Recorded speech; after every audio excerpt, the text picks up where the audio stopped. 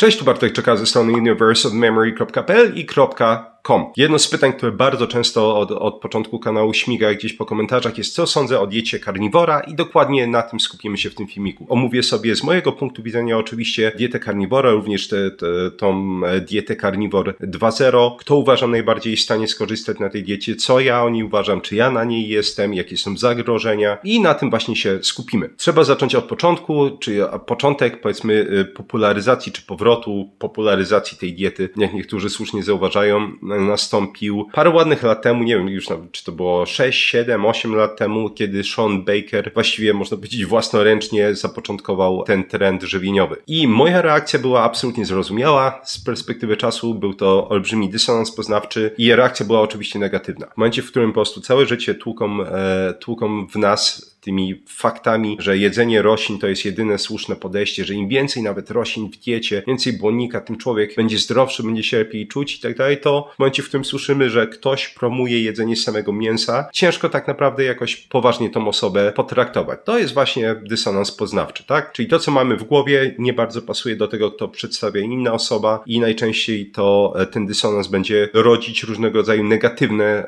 odczucia i negatywne reakcje, tak? Czyli człowiek może stawać się defensywny, może stawać się agresywny. Dokładnie taka była moja reakcja wiele lat temu na początku i też szczerze mówiąc to był chyba ostatni raz, kiedy dysonans poznawczy u mnie wywoływał taką reakcję, bo zawsze podkreślam, warto śledzić przepływ jakichś własnych myśli, własnych emocji i w momencie, w którym po prostu ktoś stawia nas przed jakąś informacją, która nie bardzo pokrywa się z tym, co my wiemy i tak naprawdę po chwili zastanowienia wiemy, że nawet nie mamy specjalnie dużo informacji, żeby ocenić jakość tej informacji, a jednocześnie czujemy już napływ negatywnych emocji czy defensywność, warto się wytrenować, że w tym momencie warto po prostu powiedzieć nie wiem, nie będę musiał o tym poczytać, nie mam obecnie opinii na ten temat, potrzebuję więcej informacji. Uważam, że to jest jedyne prawidłowe podejście. Niemniej takie są moje początki z tą dietą. Osobiście uważam, że dieta carnivore jest genialnym narzędziem. Prawdopodobnie to jest największy przełom, jeśli chodzi o podejście żywieniowe do różnego rodzaju schorzeń, jakie nastąpiło w przeciągu ostatnich naprawdę, nawet bym pokusił się o stwierdzenie,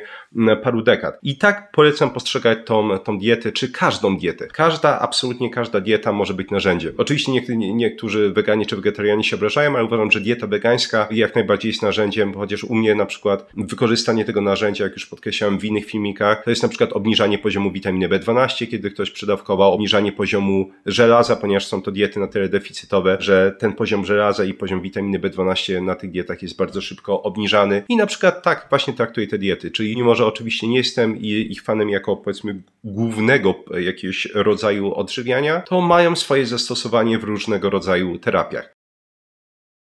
Ponieważ nie ma specjalnie dużo badań na temat tej diety, zresztą do badań i jakichś różnego rodzaju zagrożeń, tak jak mówiłem, sobie dojdziemy. Jako że nie ma dużo badań, to tak naprawdę możemy skupiać się na doniesieniach anegdotycznych osób, które na tę dietę przeszły. Jedna z takich dla mnie oczywiście rzeczy, które zawsze bardzo mocno rzuca się w oczy czy w pamięć, są doniesienia na temat tego, jak ta dieta pozytywnie wpływa na, nazywając ogólnie, zdrowie metaboliczne, czyli między innymi utratę wagi i tym podobne. I żeby było jasne, to jest znowu jedna z takich, bym powiedział, absolutnie najbardziej szokująco skutecznych podejść dietetycznych, jakie widziałem. Natomiast jeśli mielibyśmy to rozbić na różnego rodzaju jakieś takie cegiełki merytoryczne, dlaczego tak jest, nie ma w sumie po chwili zastanowienia się dużego szoku, że dieta ta ma tak pozytywny wpływ na utratę wagi i kontrolę między innymi potem wagi. Możemy zacząć od tego, że jest to w jakimś sensie tak zwana monodieta, czyli dieta, oczywiście ten karniwor klasyczny, czyli bazujący głównie na mięsie, różnego rodzaju organach i tak dalej. Nie mówimy tutaj o jakichś tam wariacjach z dużą ilością nabiału. Żeby to jakiś klasyczny mięso i jajka. Więc w jakimś sensie możemy rozpatrywać dietę karniwora jako tak zwaną monodietę, czy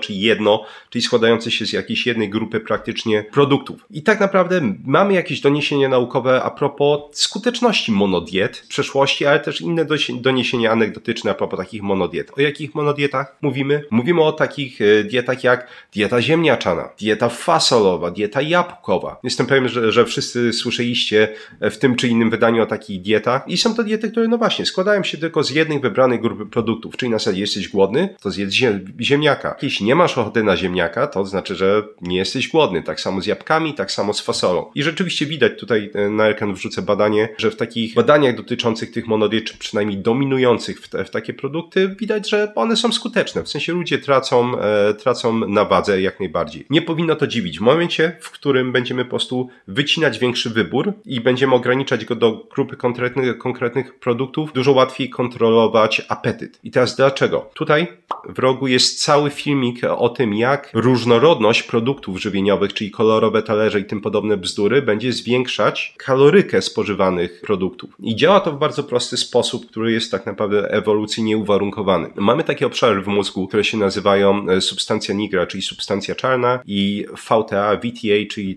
tak zwane pole brzuszne nakrywki. To są obszary, które będą produkować dopaminę. Ta dopamina jest oczywiście produkowana w reakcji na cokolwiek przyjemnego, od narkotyków, muzyki, seks, rzeczy słodkie nawet, ale najciekawszą rzeczą, jeśli chodzi o produkcję dopaminy z punktu widzenia ewolucyjnego jest to, że dopamina jest wydzielana w większej ilości zawsze jako reakcja na nowy bodziec. Czyli jeśli będziemy mieli styczność cały czas z takim samym bodźcem, czy jakąś niewielką grupą bodźców, to wyrzuty dopaminy po prostu będą się zmniejszać z czasem. I na tym polega oczywiście to zjawisko, o którym już mówiłem wielokrotnie na kanale, zjawisko habituacji, czyli zmniejszanie się reakcji organizmu w odpowiedzi na obcowanie z konkretnym bodźcem. Czyli wchodzimy do pokoju, słyszymy tykanie zegara, w pewnym momencie po prostu nie zauważamy tego tykania zegara, mimo że na początku było denerwujące. Więc w tym przypadku dochodzi po prostu do habituacji. Jeśli mamy dużą grupę produktów żywnościowych, czyli otwieramy lodówkę i wydaje nam się, że może jesteśmy troszeczkę głodni, otwieramy lodówkę, jest tam mnóstwo fantastycznych i ciekawych produktów, człowiek zaczyna wpieprzać bez umiaru. Tak to w praktyce wygląda. Zagląda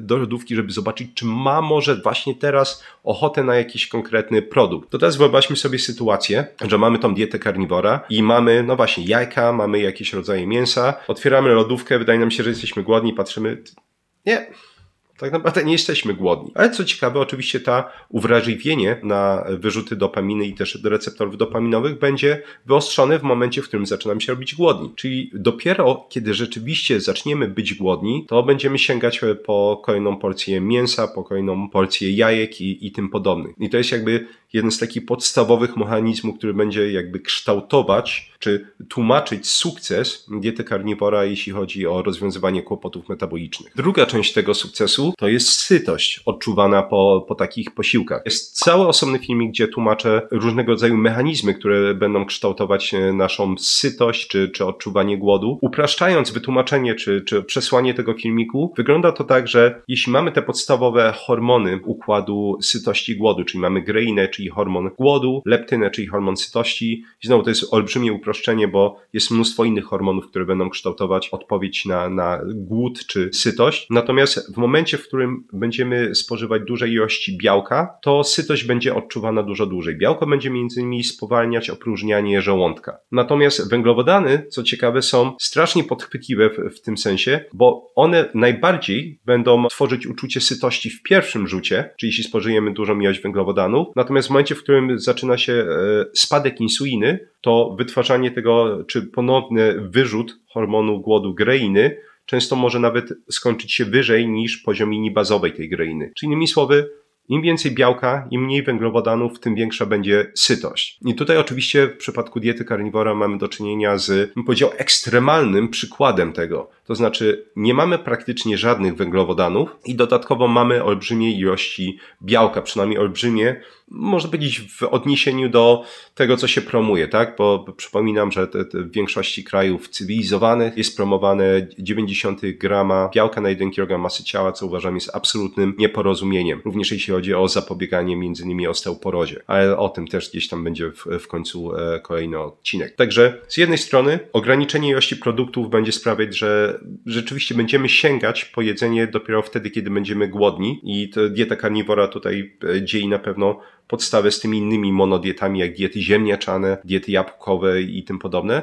Natomiast olbrzymia przewaga tej diety nad innymi polega na tym, że będzie po prostu dawać dużo większą sytość. Większa sytość w połączeniu z tym, że nie ma dużej grupy produktów, z której możemy wybierać i jest tutaj podstawą sukcesu. Tak jak opisywałem właśnie w jednym z tych filmików, przede wszystkim kontrola sytości jest prawdopodobnie jednym z najważniejszych, jeśli nie najważniejszym mechanizmem, który będzie kształtować naszą relację z jedzeniem, tak? Czyli w momencie, w którym my jesteśmy głodni, jesteśmy syci, naprawdę jesteśmy syci, szansa na podjadanie i różnego rodzaju takie bym powiedział, słabe pomysły jak przekąski czy drugie śniadania zaczyna znikać. I rzeczywiście widać to, że wiele osób, które przeszły na tą dietę karniwora i udało im się w końcu schudnąć, często szokującej ilości, mówiły, że pierwszy raz w życiu czuły się syte. Pierwszy raz w życiu po prostu czuły, że po posiłku nie ma potrzeby sięgania po różnego rodzaju przekąski. I rzeczywiście, patrząc na moje doświadczenia, mogę potwierdzić, że są one praktycznie identyczne z tymi różnego rodzaju anegdotami, które można usłyszeć online. Ja nie jestem na diecie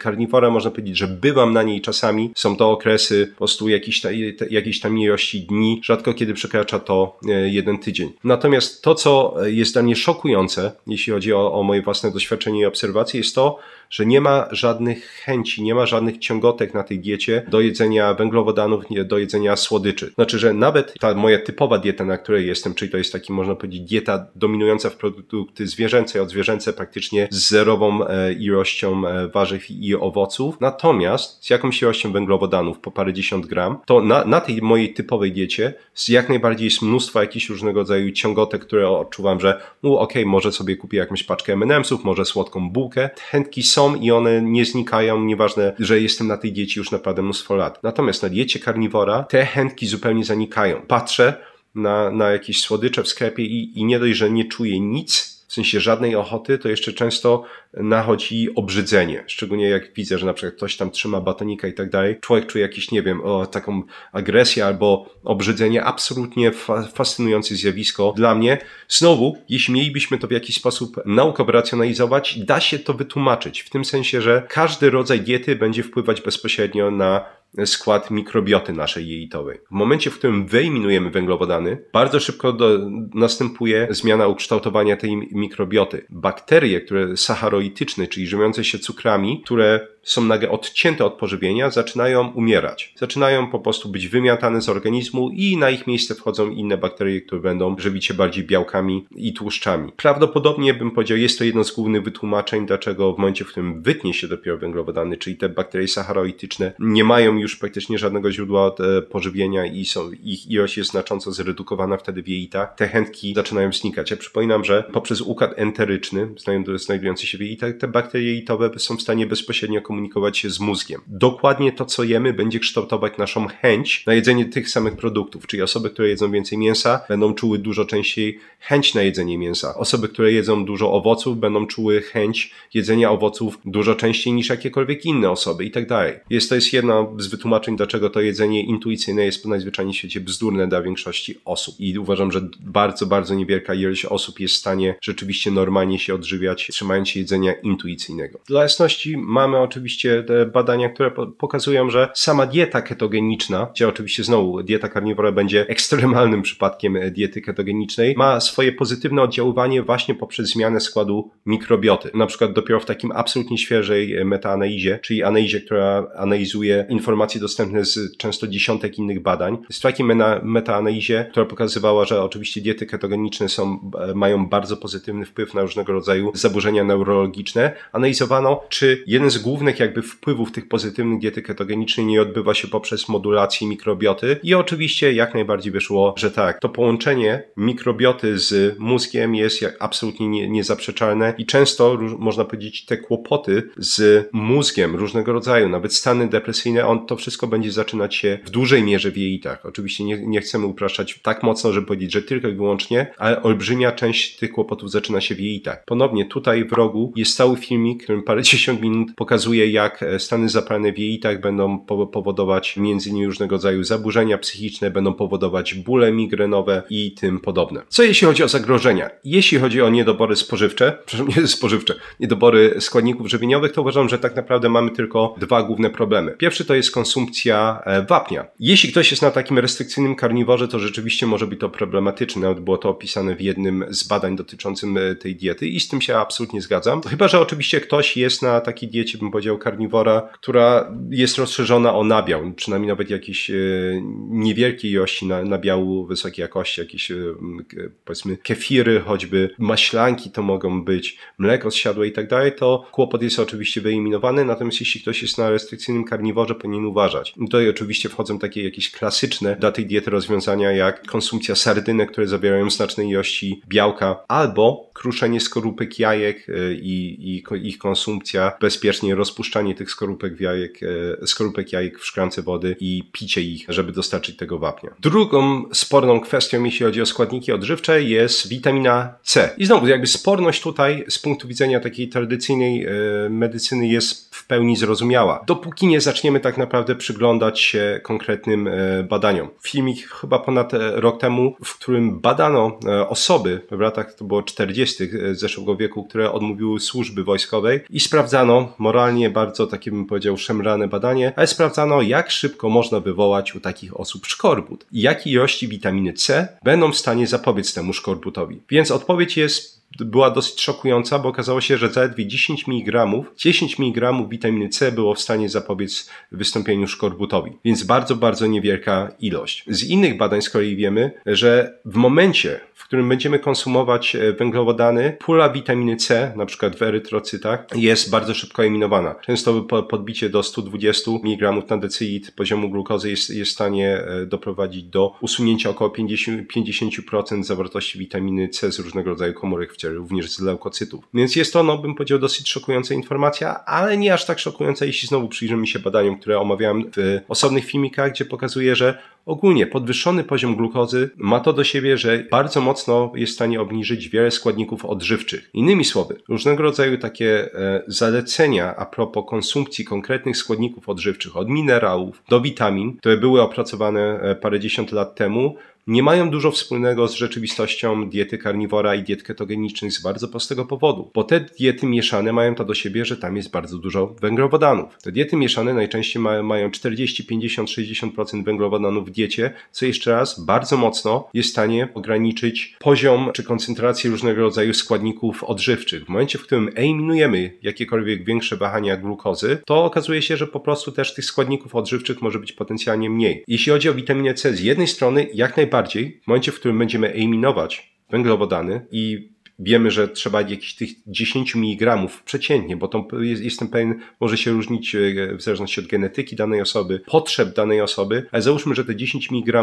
jest w stanie zapobiec szkorbutowi, to tłumaczy, dlaczego większość osób na tej diecie rzeczywiście nie będzie miała kłopotów. Też wiadomo, że kwas skorbinowy jest transportowany przy pomocy, żeby było śmiesznie, transporterów glukozy. Tych transporterów, o których mówiłem wielokrotnie na kanale, transportery GLUT, które pasywnie będą transportować glukozę w głąb komórek. I okazuje się, że no właśnie, kwas skorbinowy jest również transportowany przy pomocy tych transporterów glukozy i tym samym jeśli po prostu jest dużo mniej glukozy do transportowania, bo węglowodany są obcięte, to też sama witamina C jest w stanie być transportowana dużo bardziej efektywnie. Z jednej strony więc absolutnie rozumiem, że większość osób, która jest na tej diecie i uważa, że nie potrzebuje witaminy C, rzeczywiście nie będzie jej potrzebować. Pomijam taki fakt, że w zależności od tego, kto co je, witamina C jak najbardziej może być skonsumowana w wystarczającej właśnie tej ilości z tych produktów, które ktoś je. Są badania, które oczywiście pokazują, że witamina C w bardzo małych ilościach będzie znajdować się również w mięsie, chociaż im starsze mięso, tym mniej witaminy C, więc jakby świeżość mięsa ma tutaj, bym powiedział, absolutnie krytyczną wartość. Z jednej strony, tak jak mówiłem, rozumiemy osoby, które są na tej diecie i zupełnie ignorują witaminę C, bo wie faktów naukowych rzeczywiście sprzyja ignorowaniu temu, plus jakby same obserwacje, jeśli większość osób na tych dietach nie doświadcza symptomów szkorbutów, które ciężko pomylić z czymkolwiek innym, to ciężko nie zgodzić się, że mają jakieś prawo do ignorowania tego. Natomiast z mojej perspektywy uważam, że wciąż jest to składnik, na który trzeba cholernie uważać i przy jakichkolwiek pierwszych objawach szkorbutu, chodzi o jakieś krwawienie z dziąseł, trzeba zacząć suplementować się. Nawet jeśli po prostu ktoś chce się trzymać tej diety, minimalnie suplementować. I tutaj mogę przytoczyć taką Mam anegdotkę, nie pamiętam kiedy to się odbyło, rok czy 2 lata temu, ale dostałem telefon od dosyć spanikowanej pani, która chciała się umówić na konsultację i tłumaczyłem jej cierpliwie, że nie mam wolnych miejsc. To było przed tym, jak w ogóle zawiesiłem te konsultacje, że nie mam wolnych miejsc, no ale żeby wyjaśniła, bo wydawało się bardzo spanikowana, o co chodzi. No i tłumaczy mi, że przeszła na dietę karniwora z jakiegoś tam, nie pamiętam jaki to był powód, wiele miesięcy temu i generalnie czuje się fantastycznie, czy czuła się fantastycznie. Przez długi czas różnego rodzaju symptomy, różnego rodzaju choroby poszły w remisję, natomiast obecnie bardzo ją bolą nogi. Kiedy dotyka po prostu nóg, pojawia się koszmarny ból i ona stwierdziła, że jest to prawie na pewno miażdżyca kończyn dolnych, że to ją spotkało i prawdopodobnie właśnie dieta karniwor wywołała drastycznie szybkie rozwinięcie tej miażdżycy. Zacząłem tego słuchać i pierwsze co to było takie, no what the fuck. Tłumaczę tej pani cierpliwie, że miażdżyca ma to do siebie, że ona rozwija się paręnaście lat średnio. Nawet jeśli byśmy mogli założyć jakieś drastycznie przyspieszone rozwijanie miażdżycy, to prawdopodobnie mówilibyśmy wciąż o latach, a nie o paru miesiącach. Więc to jest też jakby kłopot z rozumowaniem wielu ludzi bez znajomości różnego rodzaju mechanizmów,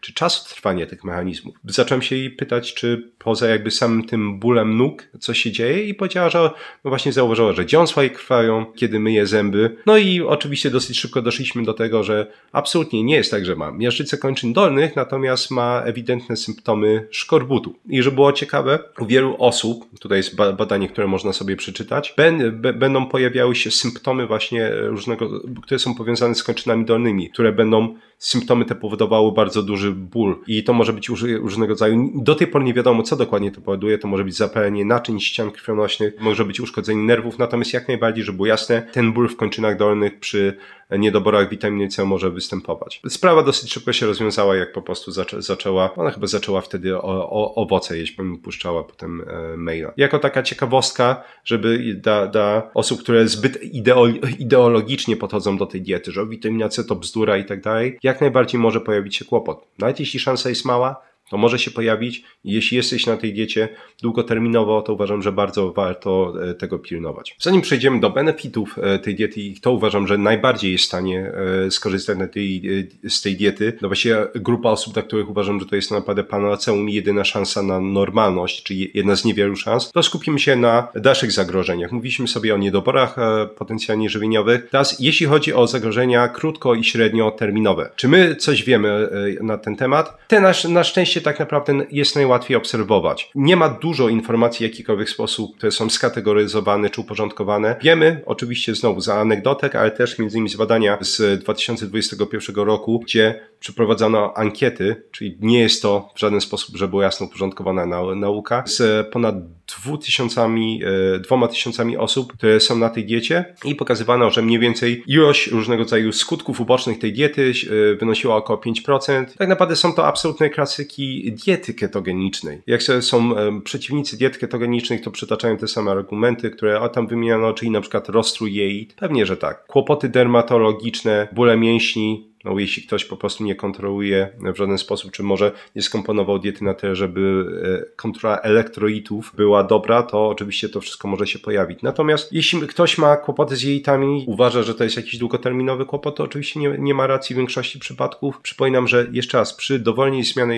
dowolnej zmianie diety będzie dochodziło do zmiany mikrobioty. Bakterie umierają. Tak naprawdę duża część bakterii jest w stanie różnego rodzaju toksyny, czy po prostu drażniące szkodliwe związki wydzielać. Nawet te nasze dobre bakterie, które umierają w jelitach, więc po prostu ten okres adaptacji do diet ketogenicznych nie będzie występować u każdej osoby, tak jak widać chodzi po tej ankiecie, było maksimum 5% efektów ubocznych, natomiast jak najbardziej może wystąpić. Także krótko i średnioterminowo tak naprawdę wiemy, że niespecjalnie cokolwiek się dzieje, jeśli chodzi o te diety. Natomiast, żeby było ciekawie, oczywiście wiemy, że krótko i średnioterminowo dochodzi praktycznie do cudów medycznych u tych osób. Nie pomijając wszystkie takie rzeczy jak obniżenie ciśnienia, które będzie oczywiście spowodowane schudnięciem, konsumpcją znacznej ilości białka, tam w białku przypominam w dużej ilości znajduje się arginina, która jest przekształcana w tlenek azotu, czyli ten nasz główny gazotransmitter, który będzie rozszerzać naczynia krwionośne. Jeden z takich kluczowych, można powiedzieć, składników patogenezy miażdżycy jest właśnie ograniczenie wycierania tlenku azotu. W krótkim, średnim terminie widać, że po prostu osoby te czują się fantastycznie, chudną, ciśnienie się zmienia, insulinowrażliwość się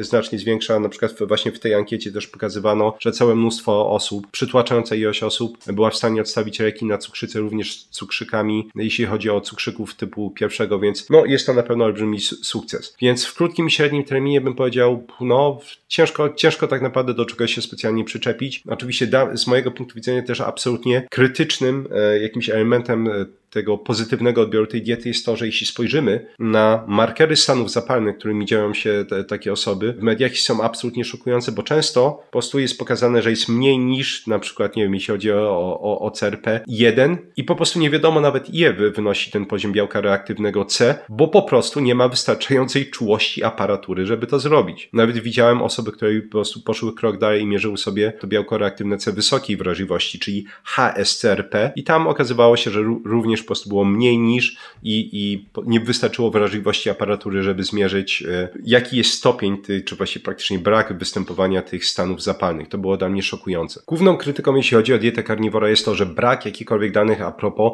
długoterminowego działania tej diety. I rzeczywiście brak jakichkolwiek danych na temat długoterminowego działania tej diety. Żeby było śmiesznie, to wciąż nie jest długi termin, broń Boże, natomiast mieliśmy badanie z 1929 roku, w którym właśnie naukowcy też mieli taką zagwozdkę, jak ludzie żywiący się tylko mięsem będą funkcjonowali i poddano 12-miesięcznej obserwacji z badaniami dwie osoby, Stefansona i Andersena, i przez te 12 miesięcy sprawdzano właśnie, jak oni będą funkcjonować tylko i wyłącznie na mięsie i tłuszczu. I co się okazało? W sumie badanie, czy widać było, że wnioski z tego badania były takie suche i nudne. Stefanson utrzymywał stałe ciśnienie 105/70, u Andersena chociaż Stefanson, warto powiedzieć, wspomnieć, on ogólnie chyba długoterminowo żył się w ten sposób. Andersen miał spadek ciśnienia ze 140/90 chyba na 120/80, więc ciśnienie mu się ustabilizowało. Andersen zauważył, że przestały mu podczas tej diety wypadać włosy, sen się nie zmienił, funkcja nerek się nie zmieniła. Naukowcy zauważyli, że byli bardziej różowi na twarzy. Można powiedzieć, przez te 12 miesięcy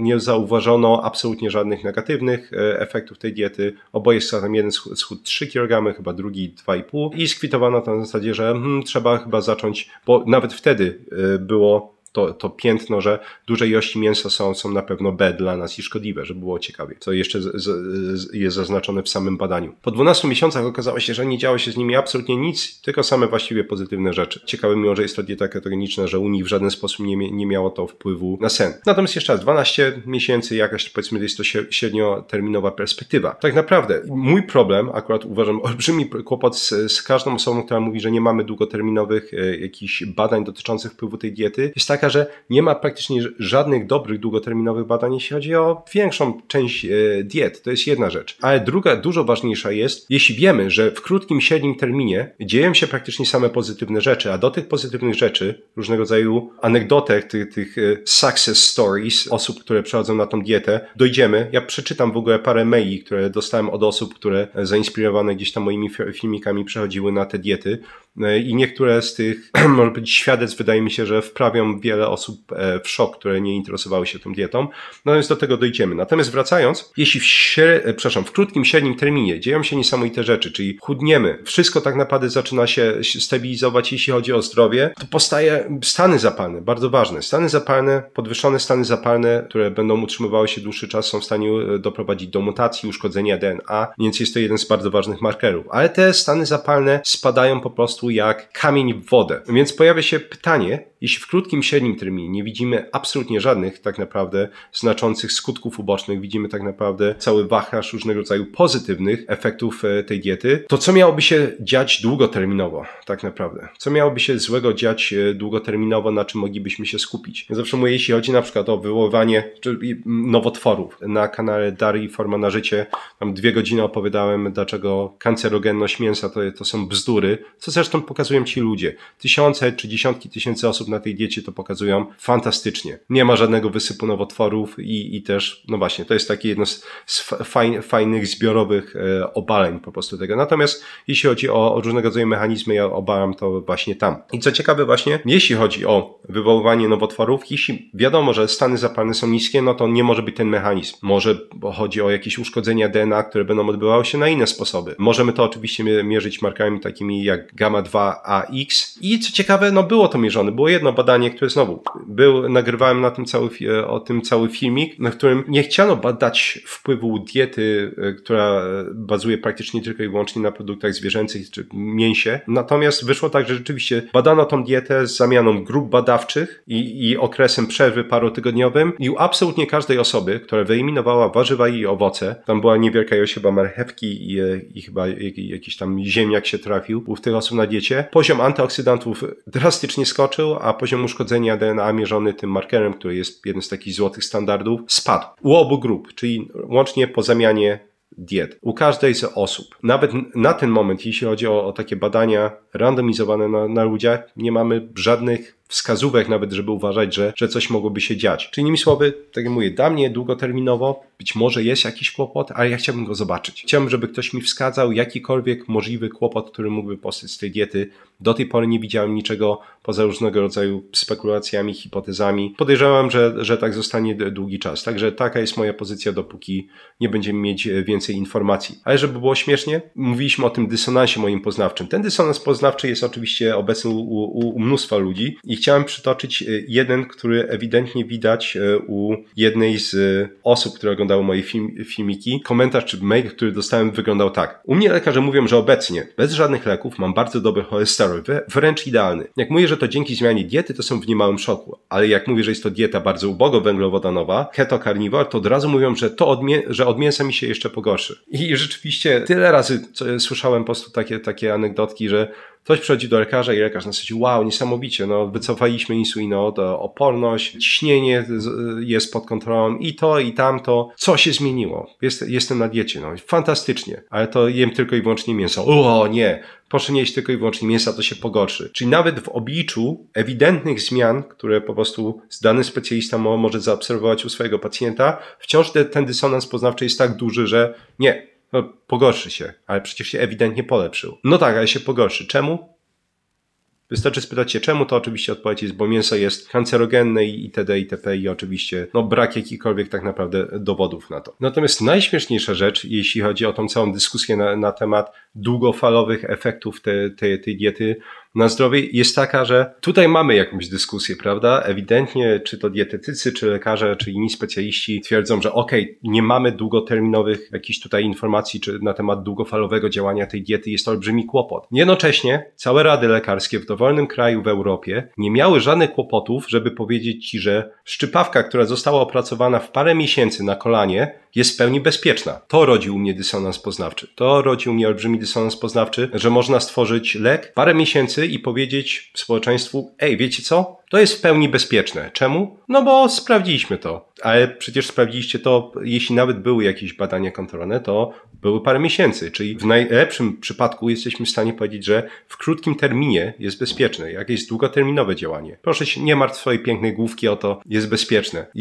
Mamy różnego rodzaju leki. Świeże leki, które zostały w ciągu ostatniej dekady wpuszczone na rynek, takie jak agoniści GLP-1, czyli słynny Ozempic, są absolutnie zachwalane i o Ozempicu będzie, żeby był jasny osobny filmik, są absolutnie zachwalane jako nadzieja na zdrowie metaboliczne całej populacji, mimo że mamy dobre informacje, że powodują wzrost powstawania nowotworów tarczycy, ale to są pierdoły. Wiemy, że lek ten jest zachwalany, jest przepisywany na potęgę obecnie przez lekarzy, mimo jasnych efektów ubocznych różnego rodzaju. To samo tyczy się między innymi flozyny, czyli antagoniści tych transporterów glukozy aktywnych SGLT2. Nie ma żadnych problemów, mimo że brak jakichkolwiek długoterminowych informacji na temat działania tych leków, a te, które mamy, które ewidentnie jeszcze raz pokazują po prostu wysyp nowotworów tarczycy przy Ozempicu, są zamiatane pod dywan. Takie rzeczy jak właśnie szczypawki robione na kolanie, jak leki, o których nie mamy żadnych informacji, poza tym, że w krótkim i średnim terminie rzeczywiście powodują utratę wagi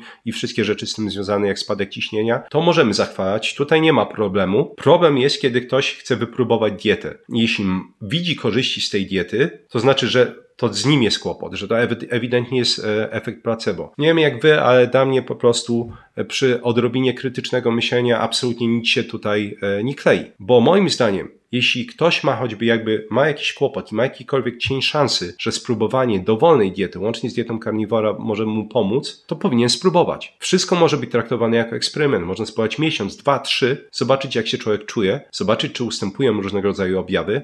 Jeśli ustępują, no to fantastycznie, prawda? To znaczy, że niewykluczone, że jest to rozwiązanie. Zamiast po prostu próbować swoją ignorancją zamiatać tą dietę, czy udawać, że tej diety nie ma, albo nie ma żadnych korzyści. Tego absolutnie nie rozumiem i nie zrozumiem. Swoją drogą, a propos szczypawek, anegdotka, nie jestem pewien, czy to już widzieliście, że pacjenci którzy brali szczypawkę AstraZeneki, mogą zgłaszać się już do Rzecznika Praw Pacjenta, ponieważ pokazano, że będzie powodować chorobę zatorowo-zakrzepową żył. Ale jest bezpieczne, spokojnie. To wszystko jest bezpieczne. Oto parę szybkich anegdotek a propos tego, jak działa dieta karniwora i co potrafi zrobić dla zdrowia. Oczywiście polecam, jeśli kogoś to interesuje, wygooglować sobie po angielsku najlepiej, bo większość takich materiałów jest dostępnych po angielsku.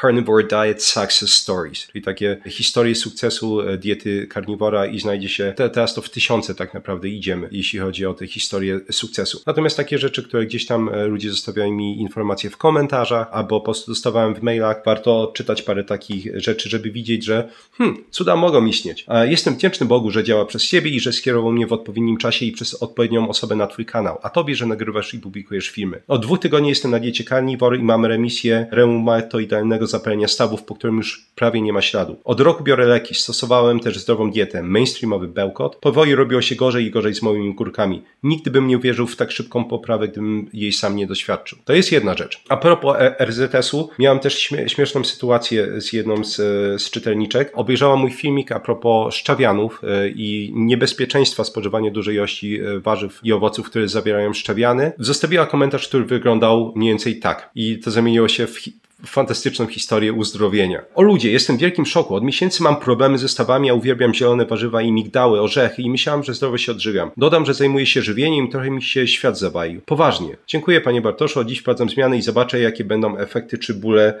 wystąpią. Następna wiadomość w tym samym wątku pod tym filmikiem, można na pewno ten komentarz znaleźć, pojawiła się po 12 dniach. Dziękuję, to pomaga. Minęło dopiero 12 dni, a ból już się zmniejszył. Mniej dyskomfortu, czuję w kostce i w palcach. Jeszcze został ból pięty i obrzeży stopy. Tak naprawdę już to pozwala lepiej funkcjonować, bo pobudka z bólem stawów nie należy do pozytywów poranka. Bardzo dziękuję, trzymam się dalej zaleceń. Następna wiadomość była mniej więcej po 2 miesiącach od wycięcia warzyw. Bartoszu, jeszcze raz dzięki za pomoc. I to był komentarz pod innym już filmikiem. Natomiast pamiętałem tą panią, więc udało mi się połączyć te komentarze razem. Bartoszu, jeszcze raz dzięki za pomoc. Odstawiłam całkowicie orzechy i większość warzyw i po 2 miesiącach straszne bóle stawów całkowicie przeszły. Mogę normalnie chodzić i żyć bez ciągłego bólu. Jeszcze raz dzięki. Pozdrawiam, robisz dobrą robotę. Ktoś napisał pod spodem. Czy może coś więcej napisać? Mnie bolą mięśnie od jakiegoś czasu. Myślę, że to statyny. Ale orzechy, warzywa też? Tak, obejrzyj sobie film Bartosza o szczawianach. Pod filmem jest mój komentarz i odpowiedź Bartosza. Jego porada dla mnie. Bóle stóp i kostek powodowały, że ledwo chodziłam, a jadłam duże ilości migdałów i orzechów. Po odstawieniu, po 2 tygodniach już były efekty, po 2 miesiącach wszystko ustąpiło, a już nosiłam się z zamiarem odwiedzenia reumatologa, ale bałam się, że po prostu przepisze mi sterydy i na tym się skończy. Dobrze, że natrafiłam na Bartosza. Oprócz orzechów zajadałam się szpinakiem, kalarepą i dużą ilością zielonych warzyw. Broku, kalafior, kapustne. Większość odstawiłam i czuję się o niebo lepiej. Komentarzy w ogóle,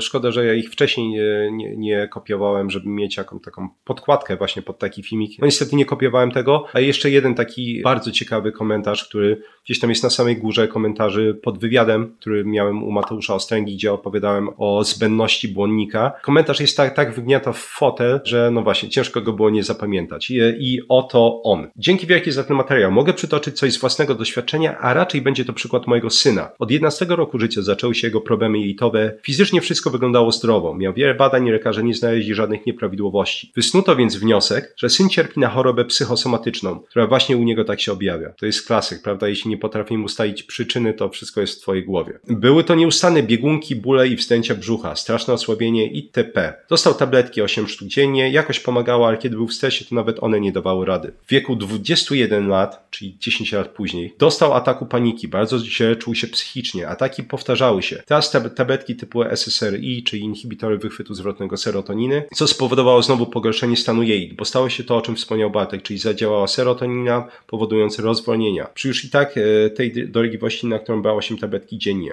Koszmar, błędne koło. Stan psychiczny pogarszał się, dodatkowo syn był cały spuchnięty. Przytył 20 kg od tych prochów. W wieku 26 lat nie dawał już rady. Postanowił rzucić te SSRI i straszne było to, co nastąpiło później, ale nie o tym teraz. Zmierzając do brzegu. Po około roku, czyli było to jakoś w 2017, gdzieś natknął się na temat carnivore. Zdaje się, że wspomniał o tym Jordan Peterson w jednym z wykładów. Syn zaczął iść tym torem, a wszyscy w rodzinie byli przerażeni. Jego babcia płakała i mówiła, że tak nie można, bo gdzie błonnik, gdzie witamina C? Tłumaczył, że przy braku węgli witamina C jest zbędna, ale nie da się wytłumaczyć tego starszym ludziom. Ja byłam bardziej przychylna i ufałam, że syn wie, co robi. Wiem, że jego organizm aż krzyczał o tłuszcz i białko zwierzęce, bo często syn mówił, nawet nie wiesz, jak bardzo mam ochotę iść do lasu, upolować jakieś zwierzę i zjeść na surowo. Wierzyłam, że tak właśnie czuje i tego jego mózg i ciało potrzebuje. No i zaczęło się. Poprawę obserwowałam natychmiastową. Przede wszystkim syn w błyskawicznym tempie schudł, ale wiadomo, odstawił SSRI i woda zeszła 20 kg do tyłu. Zaczął stopniowo schodzić z tych 8 tabletek dziennie, co udało się dość szybko ku mojemu wielkiemu zaskoczeniu. Ponadto psychicznie czuł się coraz lepiej. Teraz jest z nim wszystko w porządku. Czasem coś suplementuje, ale są to jedyne tabletki, jakie spożywa. Podsumowując, przypadek? Nie sądzę. Warto podkreślić, że jest to zaledwie wycinek tego, co ja sam dostałem na maila, czy jeszcze raz, jeśli chodzi o komentarze. Tych historii jest mnóstwo. I tutaj znowu mój dysonans jest koszmarny. Jeśli natrafilibyśmy na lek, który by potrafił zrobić 1/5 tego, co robi dieta karniwora, to jestem pewien, że po prostu słyszelibyśmy o tym z każdego zakamarku. Nikt praktycznie nie chce robić badań nad tą dietą. Ludzie sami muszą chwytać się za tą dietę i tak naprawdę pomagać sami sobie. Moim zdaniem jest to jeden z takich najbardziej wyrazistych symptomów tego, jak zepsuty jest świat naukowy. Wiadomo, że oczywiście, że chodzi o pieniądze, ale moim zdaniem to jest, patrząc na efekty tej diety, pierwsza z rzeczy, którą chciałbym robić jako naukowiec, to biec i testować.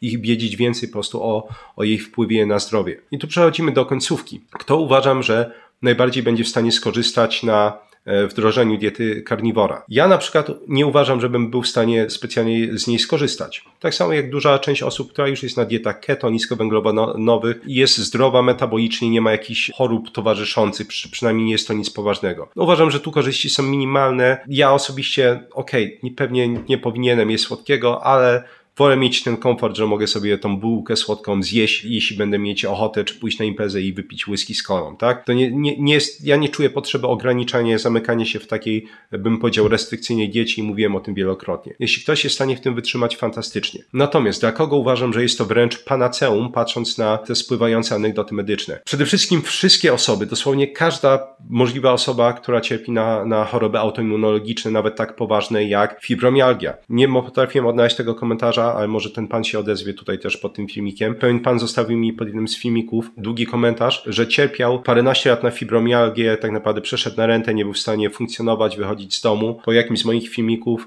stwierdził, że spróbuje dietę karniwora, spróbował i w tym filmiku właśnie zostawił informację, że zaczyna szukać pracy, jeśli mnie pamięć nie myli. Mam nadzieję, że praca została znaleziona, ale to tylko pokazuje fibromialgia. Nie ma praktycznie lekarstwa na to, tak? Czy nie ma lekarstwa, chociaż wszystkie znaki na niebie i ziemi, patrząc na badania, wskazują, że stany zapalne będą odpowiadać za tą chorobę. Choroba leśniewskiego krona. Praktycznie wszyscy bez problemów karniworem wprowadzają tą chorobę w remisję, nie ma z tym kłopotu. Reumatoidalne zapalenie stawów, RZS. Ilość osób, które karniworem wprawiły tą chorobę w remisję, nawet bardzo poważne stadium tej choroby, osoby, u których leki biologiczne nawet nie działały, jest olbrzymia. Chyba najbardziej mnie rozwala czachę stwardnienie rozsiane. Mnóstwo osób ze stwardnieniem rozsianym, nawet w zaawansowanej fazie, kiedy już tam mobilność zaczęła być bardzo mocno ograniczona, zaczęły to cofać.